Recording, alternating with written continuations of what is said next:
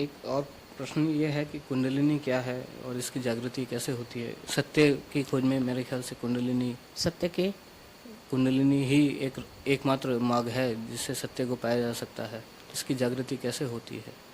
कुंडलिनी हमारे अंदर एक जीवंत व्यवस्था है। जैसे हमारे अंदर हृदय है और हमारे अंदर अनेक शक्तियाँ कार्यान्वित होती हैं, उसी प्रकार हमारे अंदर कुंडलिनी नाम की शक्ति जो है सुप्तावस्था में त्रिकोणाकार अस्थि में, जिसे कि सेक्रम अंग्रेजी में कहते हैं। सेक्रम का मतलब होता है सेक्रेट, सेक्रेट जी।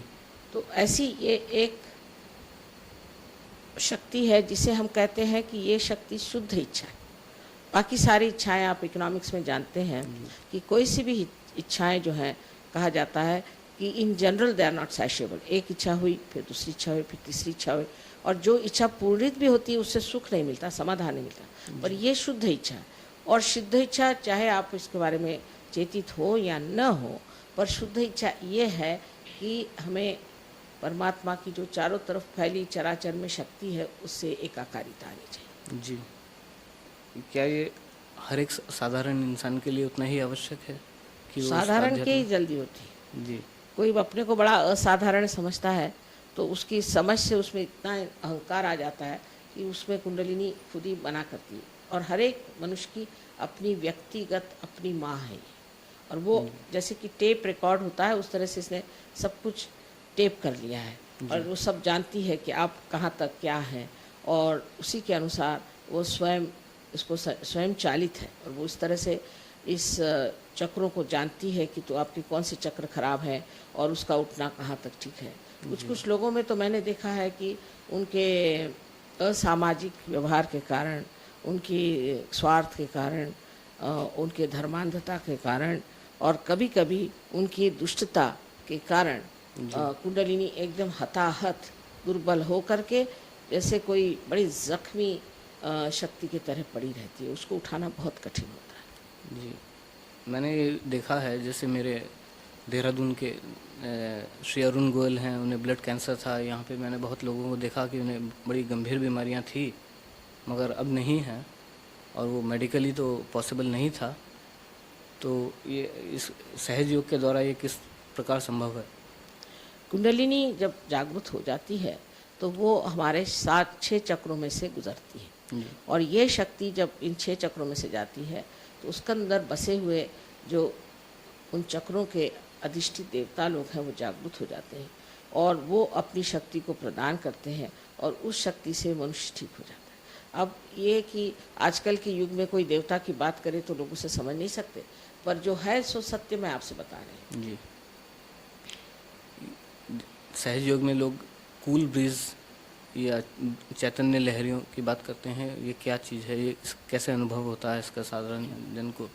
असल में हमारे चारों तरफ चराचर में, अणु रेणु में, हर जगह ये चैतन्य फैला हुआ है। और ये परम चैतन्य जो है ये परमात्मा की शक्ति कहिए या आदिशक्ति की शक्ति है, और ये शक्ति बहुत सूक्ष्म शक्ति है जो हर चीज़ को चलाती है। हम लोग तो बहुत सी चीज़ें बस मान ही लेते हैं, जैसे कि एक बीज है, उसको हम माँ के उदर में डालें तो उसमें से हज़ारों पेड़ कैसे निकल आते हैं। कोई सी भी जीवंत क्रिया कैसी होती है, सारी जीवंत क्रिया यही शक्ति करती है। और हमारे अंदर भी जो स्वयं चालित शक्तियाँ हैं, जैसे कि हमारा हृदय, हमारी पाचन क्रिया आदि जो है, वो भी सब यही शक्ति कार्य करती है। सो इस शक्ति को हम लोग सिर्फ मान लिया है, और साइंस से हम सिर्फ जो कुछ बाह्य में है वो देखते हैं, लेकिन जो अंदर उसके सूक्ष्म शक्ति है उसके लिए आपको सूक्ष्मता में उतरना पड़ेगा। जी। आध्यात्मिक शास्त्रों में लिखा है कि desire should be pure desire, pure desire. ये प्योर डिज़ायर क्या होता है? What is pure desire?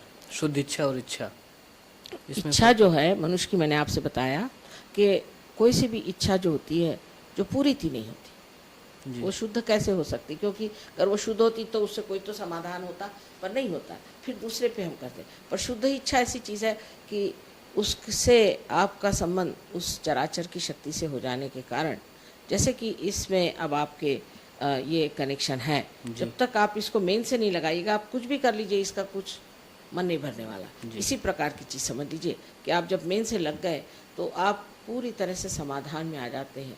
इतना ही नहीं, लेकिन आपका चित्त इतना आलोकित हो जाता है कि आप स्वयं पे आश्चर्य करते हैं कि मैं ऐसे कौन विशेष चीज़। जैसे मान लीजिए कोई देहात में आप गए और वहाँ आप टेलीविज़न ले गए और कहने लगे कि इसके अंदर सब तरह के आप सुंदर सुंदर नृत्य वगैरह देख सकते हैं, सारी दुनिया की चीज़ें देख सकते हैं, तो कोई देहाती कहेगा कि बेकार की बातें करते हैं, इस डब्बे में क्या आएगा। पर जब आप उसको मेन से लगा देते हैं तो खुद ही हैरान होता है। इसी प्रकार हम भी एक उत्कृष्ट कंप्यूटर हैं, हम उत्कृष्ट एक टेलीविज़न है। जो कुछ आपने बाहर बनाया उससे बहुत ही कहीं अधिक कार्यशील और उत्तम ऐसा हम लोगों का साधन है, उसको इस्तेमाल करना चाहिए। जी, एक और बात ये है कि जैसे मैंने अभी देखा है कि बहुत लोग पहले इस सहज योग में आने से पहले शराब पीते थे या सिगरेट पीते थे। ये जो सेमिनार हो रहा है इसमें ना तो मैंने किसी को भी इतने हज़ारों लोगों की गैदरिंग में किसी एक को भी सिगरेट पीते नहीं देखा है। ये आप कैसे एक्सप्लेन करेंगे? हाँ, एक रात में ही छोड़ के खड़े हो जाते हैं। उसकी वजह ऐसी है कि जब आपकी आत्मा की जागृति हो जाती है तो आपके अंदर प्रकाश आ जाता है। जैसे कि समझ लीजिए हम आपसे कहें कि आपने हाथ में एक सांप पकड़ा हुआ है और अंधेरा है, आपको दिखाई नहीं दे रहा, तो आप कहेंगे नहीं ये सांप नहीं, ये तो एक रस्सी ही है, और आप मानेंगे ही नहीं हम जितना भी कहेंगे कि ये रस्सी नहीं, ये सांप है। पर अगर आप में प्रकाश आ गया तो आप स्वयं ही उसको छोड़ देंगे एक क्षण में, और आप बहुत शक्तिशाली हो जाते हैं। उस शक्ति में प्रेम है, ये विशेष बात है। बहुत आप कहना चाहिए कि आप बहुत डायनामिक हो जाते हैं, पर उसी के साथ आपके अंदर अत्यंत प्रेम बहने लग जाता है। जी, एक और बात जो मैं आपसे बहुत ज़रूरी रूप से पूछना चाहता हूँ ये है कि क्या साधारण जीवन जो है सिर्फ अच्छा होना काफ़ी नहीं है? उसे हर एक साधारण आदमी को आध्यात्म में उतरना उतना ही आवश्यक है जितना कि जो लोग प्योर डिज़ायर रखते हैं उनके लिए है? अपने जीवन में जो आदमी सोचते हैं कि हम अच्छा ही कर रहे हैं और हम ठीक से रह रहे हैं, तो उस पर मैं ये कहूँगी कि जो कुछ भी वो करते हैं उसमें एक तरह से उनके अंदर अहंकार ज़रूर जागृत होता है। और इसीलिए कृष्ण ने कहा कि सब कर्म करके तुम मेरे ऊपर छोड़ो, मैंने अकर्म में उतरूँ। ये सिर्फ आत्म साक्षात्कार के बाद हो सकता है। और दूसरी बात उन भक्ति के लिए भी कहा है, बहुत एक ही शब्द पे नचाया है, अनन्य, कि जब दूसरा नहीं होता है ऐसी आप भक्ति करिए, ये भी आत्म साक्षात्कार है। इसलिए जो रोज़ के जो जीवन में हम सोचते हैं हम अच्छा काम करते हैं, ये सिर्फ हमारी बौद्धिक समझ है, इससे परे नहीं।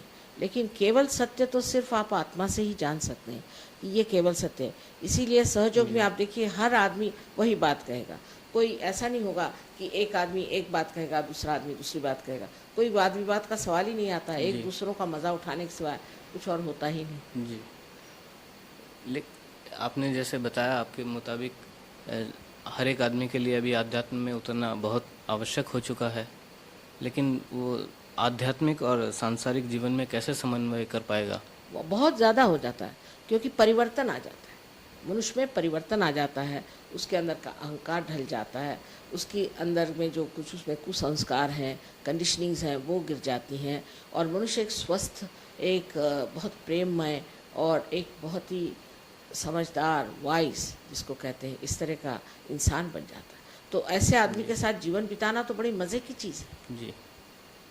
और इससे बच्चे भी बहुत अच्छे हो जाते हैं और आपस के संघर्ष कम हो जाते हैं। संघर्ष इसलिए आते हैं क्योंकि हम अज्ञान में, अंधकार हो उस वक्त सब लोग बैठे रहते हैं, उनको ये नहीं पता कि हमारा एक दूसरे से रिश्ता ही क्या है। अगर वो चलने लग जाए तो चारों को अपने पैर से कुचल देंगे, किसी को गिरा देंगे, किसी को मार देंगे, पता ही नहीं चलेगा। पर अगर जब प्रकाश आ जाएगा तो वो देखते हैं कि ये यहाँ, हम यहाँ, हमारी ये जगह, उनकी वो जगह, कोई किसी की भी स्वतंत्रता को किसी का आक्रमण नहीं करता। जी, अब हम ये मान लेते हैं कि हर साधारण इंसान ये समझ गया है कि उसे आध्यात्म में उतरना है, इसके लिए उसे किसी गुरु की ज़रूरत होगी, तो वो मिथ्या गुरु या सत्य गुरु, सद्गुरु, इसमें कैसे पहचान कर पाएगा?